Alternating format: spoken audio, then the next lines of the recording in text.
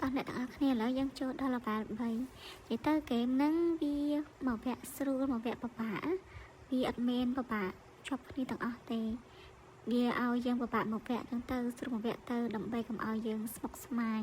ពីពិបាកពេកក៏ពិបាកលេខតែវាជាក្បាលជាប់អញ្ចឹងណាតោះឥឡូវយើងចូលវគ្គថ្មីអញ្ចឹងវគ្គថ្មីហ្នឹងគេឲ្យយើងបង្ហាញថាអ្នកស្រីហ្នឹងជា fake idol ណាដែលថា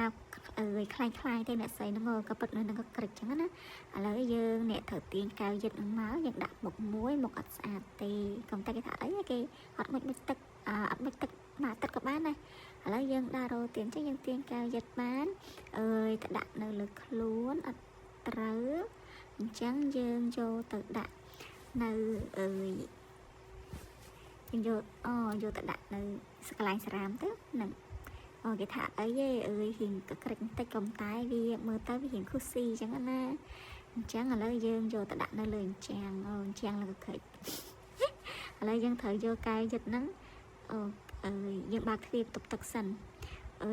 ជាទូទៅតែមានទ្វារចឹងយើងបើកទៅហ្នឹងហើយអញ្ចឹងឥឡូវយើងយកទៅដាក់ក្នុងបកូនលើក្រិចឥឡូវយើងសល់កែយឹតមួយទៀតណាយើងយកដាក់នៅលើតុទៅព្រោះតុនឹងស្អាតអញ្ចឹងប្រហែលជាមានអីខាងក្រោយនឹងមែនគេអត់លើក្រិចចឹងឥឡូវនៅសល់មកកន្លែងទៀតដែលយើងត្រូវស្វែងរកពីអ្នកស្រីហ្នឹងអញ្ចឹងនំហ្នឹងវាអត់ស្អាតទេយើងយកទៅដាក់ចូលទៅទឹកអត់បានអញ្ចឹងមានតែយើងឲ្យគាត់ញ៉ាំទៅហ្នឹងហើយឲ្យគាត់ញ៉ាំទៅឥឡូវគាត់ឡើងធាត់អញ្ចឹងគាត់ហ្វេកទេអញ្ចឹងគេនឹងតែប៉ុណ្្នឹងឯងអញ្ចឹងយើងឈ្នះទេដែរអាចឆ្លងទៅវគ្គថ្មីបាន